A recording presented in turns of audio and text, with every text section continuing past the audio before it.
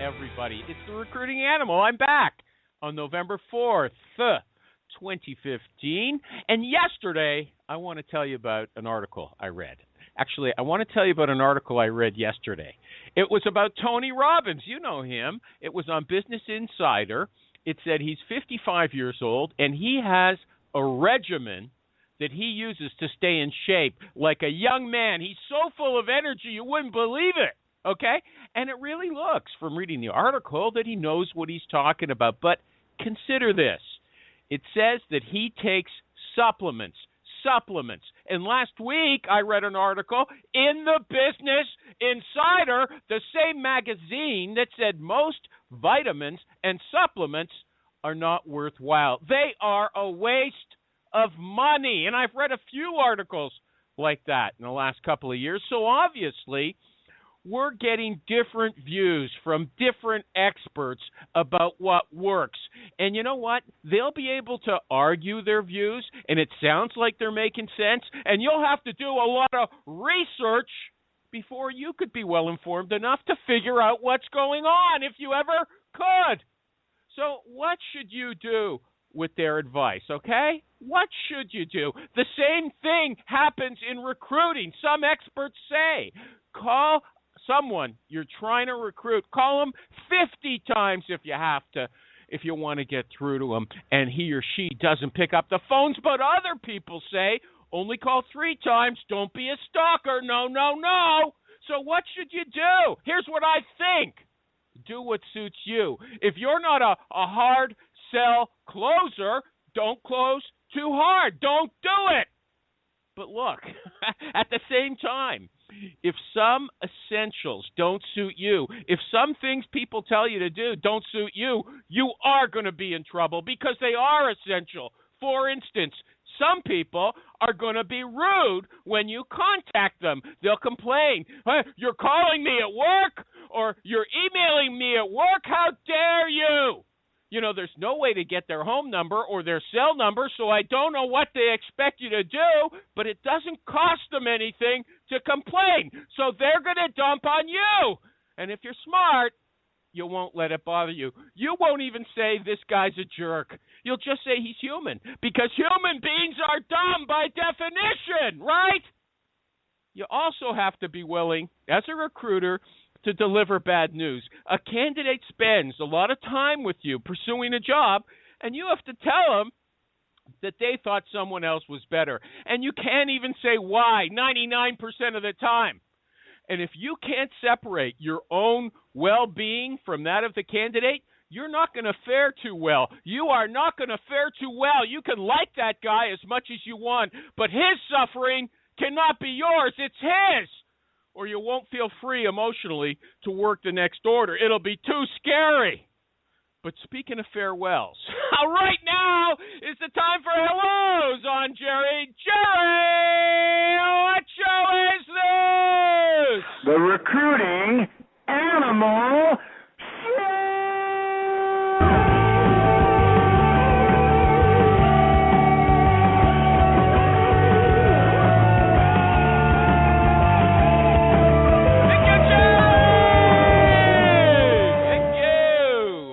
Wasn't really Jerry, it was him on tape.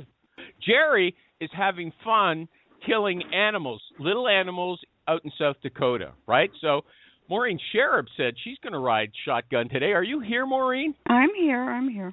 Oh, so nice to have you back. Unlike Jerry, you're going to keep an eye on Twitter for me. That's what you do very well. Am I right about that? I try.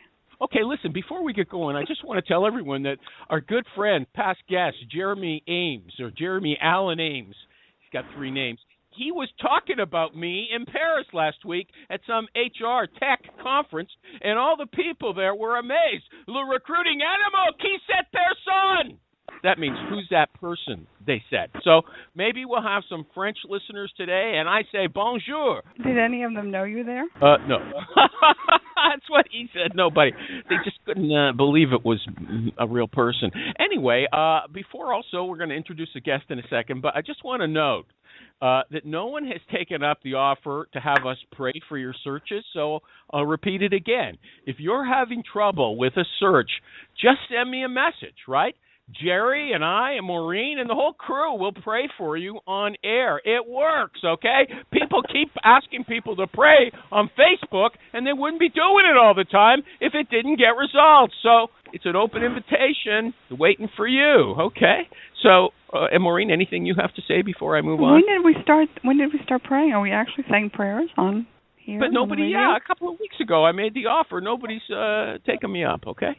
But have we said any prayers yet? Nobody's asked for prayers for their job. Okay, well, can you give us an example of a prayer we're going to say so people know what we're going to say? I don't know. Let me think about it, I guess. If I you didn't expect that, did you? I don't know. I'd say touch your screen and focus, close your eyes and focus on this sourcing manager's job in Indianapolis and, something like that, just for a few seconds, and we'd send all our energy there. I don't know. Okay. Is that how it works? Is that how it works? You send your energy? Is that how prayer works? I don't know. Maury, I don't know. Hey, listen. Hey, guest. Our guest today is Dane to the Bone. That's what he calls himself. His name is Jacob Madsen. Jacob Madsen, are you there? I am. Hello, animal. Hello. Okay. Hello. Yeah. Okay. Now, hi, Maureen. How are you? Hi, Jacob. Hey, enough chit chat. We're losing people. Please, I took the chit chat time myself. What do you see them dropping like flies or something? You always say that. I know these guys. I do see them hang up. What is it? What do you see? Like something them dropping off? It pops up on the screen on the Blog Talk. You get a blue stripe and it says this number hung up. Okay. So anyway, the song I saw that Jacob posted. An article called something about the recruiting void. So I picked a song by the Voidoids, Blank Generation. Do you know that one, Jacob? If you play, I may know it, yeah. Not by name, but... Oh, forget it, okay. You don't know it. Okay, I'll just move on. I feel like singing today. Do you know any song? His name on Twitter is Jacob S. Madsen. Jacob, Jacob, letter S, Madsen. He has been a talent acquisition manager in a company of 400 people and a recruiter in a contingent recruiting agency. His original background looks like it was in IT. He's now located in London. He's actually in the market for a new job. Is that correct, Jacob? Yep, it is. Okay, and your Twitter bio says you're Danish to the bone, but you live in London. Is like Danish a religion that you take with you wherever you go? Well, it means eating rye bread and licorice, salt licorice every day. So that's how I practice my being Danish to the bone. What would you do if you were doing a phone screen and you realized that the candidate is washing dishes while you're talking to him or her? I would probably say to the individual that maybe this is not the best time to go through something as important as discussing a career move, and maybe we should reschedule. I had a guest here on the show doing it once. I'd say that 99% of recruiters will get a negative impression of the candidate unless everything they said was sterling. It's like getting off on the wrong foot. Okay, is Amy here? I almost said Amy Alla, but now it's Amy Miller. Is she here? I'm here. So look, candidate experience. Jacob told me, and I've seen him write about it all over in a million comments online. Candidate experience is a really big issue for him. And today he posted a ton of praise for Amy. That's why I asked her to come on.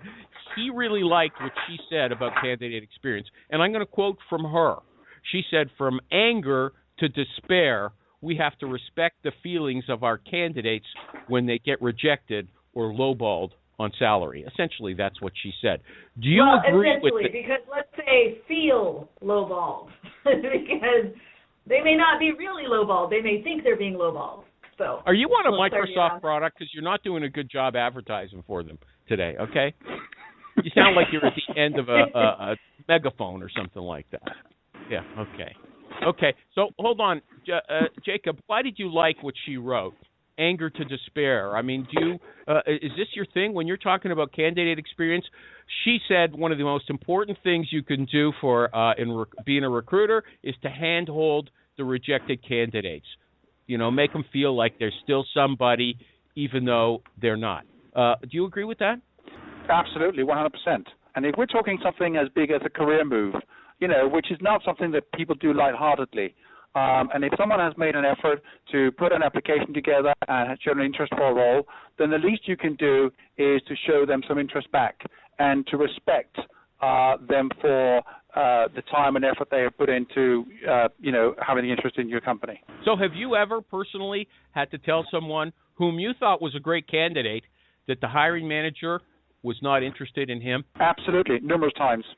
It happens. Can you remember? Can you remember just one and tell us about it? So I had a marketing candidate that was outstanding, and unfortunately, what the hiring manager had decided was that they should go to an internal candidate. Now, this candidate had ticked every single box there was, and again, as you said initially, Michael, that there's only you can't always tell them the entire truth. So just have to say, well, terribly sorry, but this is how things go.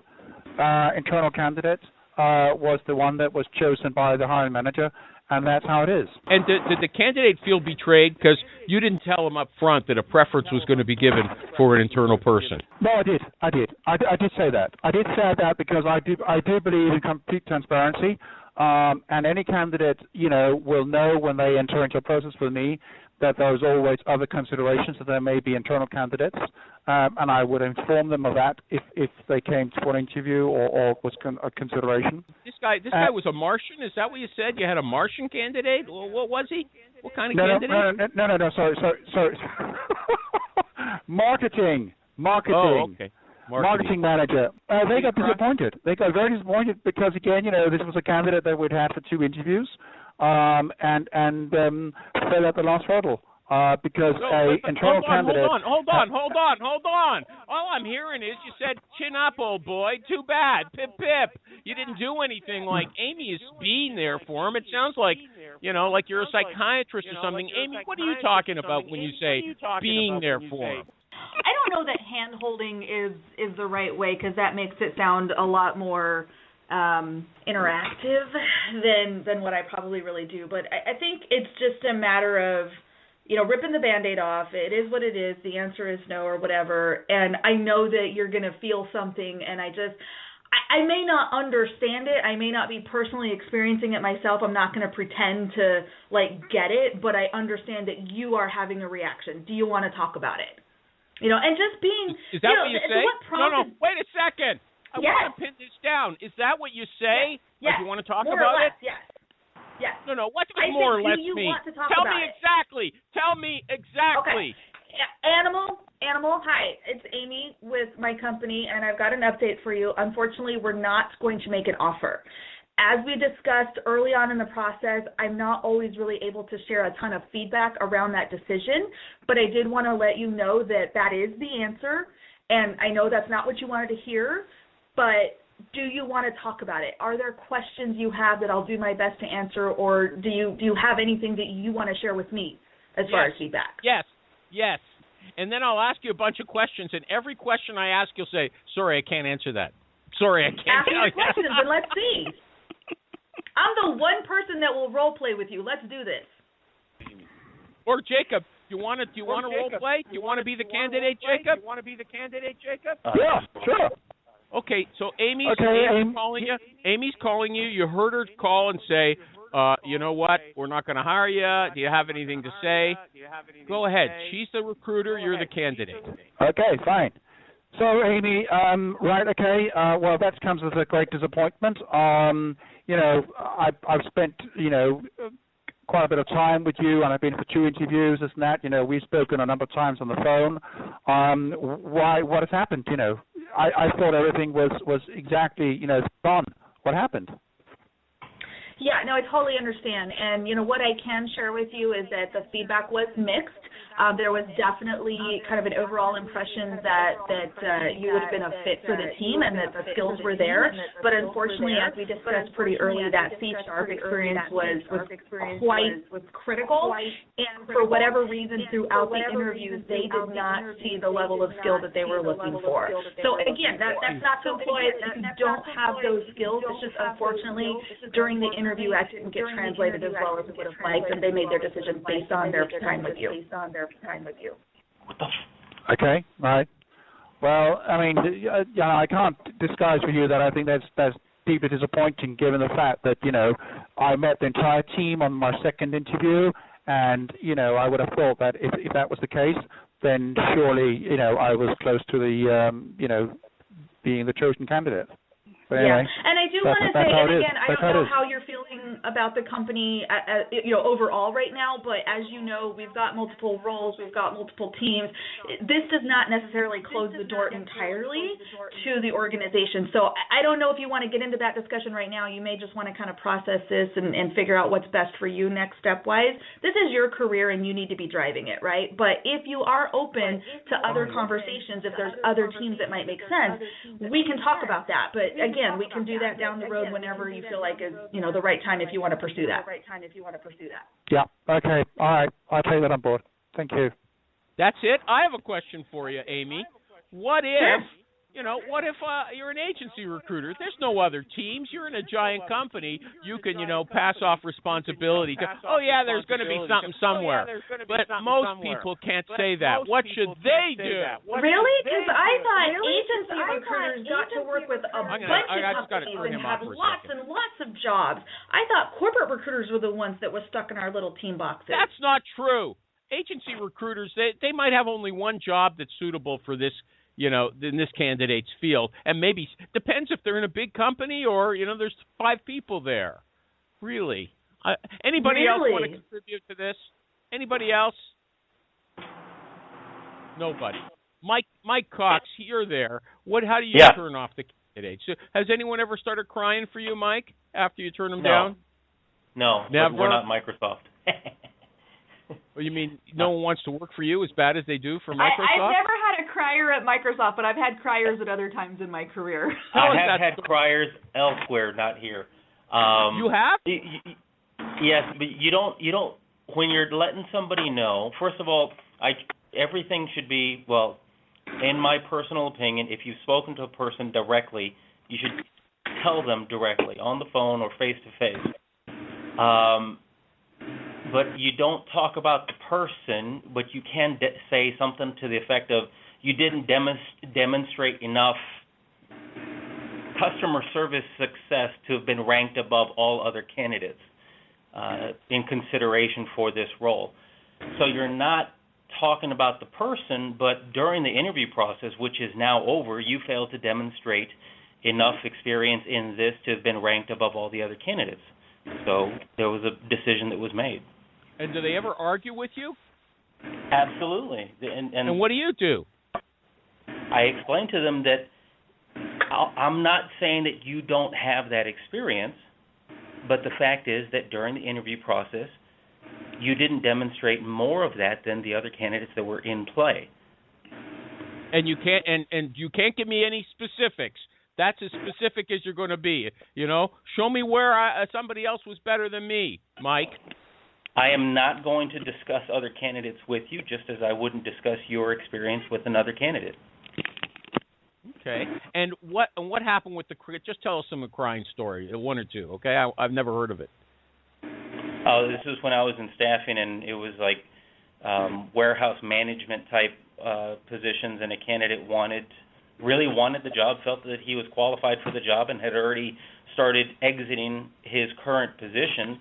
He felt so confident that he was going to receive the position. Most candidates don't think about the competition that they have for a position. So it came as a major shock to the individual, and he didn't take it so well. He started crying.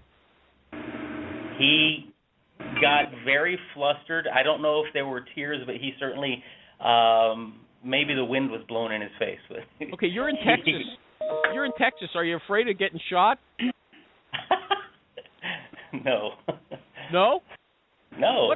What if someone's in one of those free to carry states? Someone comes into an interview with a gun. Well, that's not permissible. No? Okay, Amy, can you tell us a crying story? I'd like to hear it. This is there's one also from my agency days, and it was an admin role. I did a lot of administrative stuff. And, you know, it was like a young single mom who was going through a nasty divorce and, you know, really, really wanted the job. And when we did kind of our prep and initial interview, she was really excited and she was just so sure she was going to get it and really kind of pinned all of her new life hopes on getting this job, you know. And it didn't work out. I don't remember exactly why. I mean, she did fine. She just wasn't the choice for whatever reason. And she was devastated. I mean, she just sat in my office and cried for like 10 minutes. And that's all I could do was just kind of sit there and hand her tissues. Like there was literally nothing I could say, nothing. I couldn't change it. I couldn't fix it. I think I sent her on some other short-term stuff. But, you know, and that's really what I meant by empathy. It was just sitting there and letting her have this moment and letting her have these feelings and these emotions and just, you know, not shoving her out the door, not telling her she's overreacting or that, you know, her feelings are irrelevant. It was just, I couldn't fix it, but I could just kind of sit there and be with her and let her have this moment, get it out of her system, and then we moved on to the next step. Okay, so, you know, those were good, but the thing is, and I'm going to go to Jacob, the thing is, I think what the candidates want to know most is, why exactly did I strike out? I mean, where am I weak? You know, and like how, you know, if I was weak here, somebody else was that better? What's the market like? What's my competition like? So they can have a perspective, and that's something that recruiters cannot give them. Am I right? You can give them something that is quantifiable, measurable, and that they can address. So like the coding skills, for example, I could say, listen, during the coding exercises on the whiteboard, we didn't see you know, as much as we wanted to see. And if I have the detail, if I can share that, I can say, you know, here's where the question went off the rails. They were looking for X and you provided Y. You know, that's something that you can go pick up a textbook or you can get on Coursera or whatever. You can brush up on that skill and you can maybe get better at practicing it in front of an audience. This might be unlikely, but what if somebody said, you know, we hear some of these candidates, these tech guys are weird. What if someone said, what do you know about programming, Amy? You're a recruiter. You don't know anything. We often hear them complain that the recruiters don't know anything. So where do you come to tell me? Where do you come to tell me that I'm no good? You're no good. You're ignorant. I didn't make the decision. This job. What? I didn't make the decision. I facilitated an introduction for you to come and meet with the team. I did that. That happened. The team, who are technical and who are senior and principal and lead engineers, made that decision based on how you showed up in the interview. I'm trying to give you some actionable feedback that maybe help you show up better next time, and we can talk about it, we can dig into it, or we cannot. It's up to you. I just want to make sure you have the opportunity to ask those questions and get that information that I can share. If you would rather not discuss it, that's okay too. Okay, that sounds very compassionate. Do people in Seattle don't go postal? Am I right about that? You have nothing to worry about there. Am I correct? No. In Seattle, we're all hopped up on caffeine, so I don't know if that's accurate. People, you know, it's happening. I mean, it's a trend. People go to work, they get fired, they come back and shoot everybody.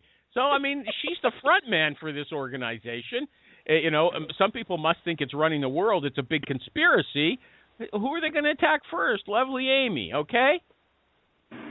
Not a concern of yours? That's why I work at home a lot. Okay. We're going to bring back the guest. Jacob, you've been listening? No. Jacob? Yeah, no, but I just have to say something here in general observation here. Very rarely you will be there, fly on the wall at the interview at every point that the candidate has an interview with a hiring manager, right? You may be there for the initial interview, but you may not be there for the second or third interview. So therefore, you can only pass on what you have been told by the hiring manager as to the reason why a candidate is rejected. If for that reason, you can give them the rejection, but there will always be 25% that you cannot go into detail about because you were not fly on the wall and you did not sit there and observe exactly what was happening. You have it only from what you've been told by the hiring manager. Okay. Now, Amy told a story about, Amy got married recently. I wish her the very best, okay? Kind of like her husband's identical to her with long, ginger hair. Anyway, she got married, and she decided 12 hours before she got married in Hawaii that she was going to send flowers to the two mothers, his mother and her mother. She phones up 2 hours before the wedding. She finds out that they're delivering it the day after the wedding. Freaks out, and they were very insensitive about it. She says she just wanted someone to say, "Oh, I know how you feel, and maybe there's something I can do for you." She's already told us that she uses that line, "Maybe there's something else I can do for you." But really, what I'm hearing, Amy and Jacob, is that you guys don't do anything special. You're not advising anything really different than anybody else does. Mike, since you're the only other person willing to talk, do they sound radical to you, since they're both so passionately committed to candidate experience? I have no comment. Oh, yeah, there he goes. That's what it's like. Why, Mike, how come I'm not the number one guy? No comment.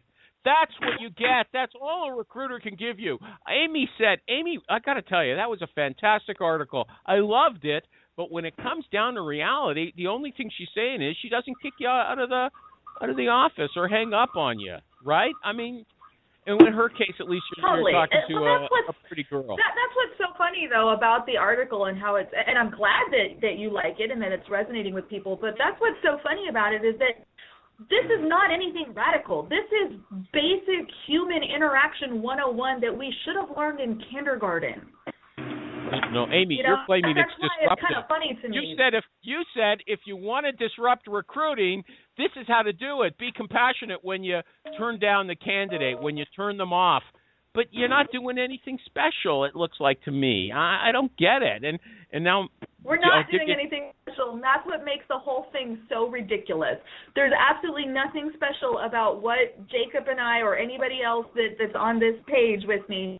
There's nothing radical about it except for the simple fact that a lot of people have forgotten these kindergarten lessons and get so caught up in their own self-importance and their busyness that they totally forget this most basic human interaction social contract. What do they do? What do they do?